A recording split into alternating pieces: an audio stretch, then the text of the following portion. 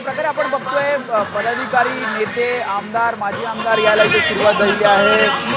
आमदार बाळा नर आहे, त्यासोबत माजी आमदार रमेश कोरगावकर आहेत।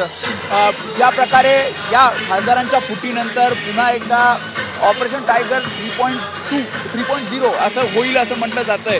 तर आपण बाळा नर यांना विचारूयात, खासदारांची फुटी झाल्यानंतर आमदारांची सुद्धा फूट होईल असं शिंदे शिवसेनेकडनं सांगण्यात येतंय।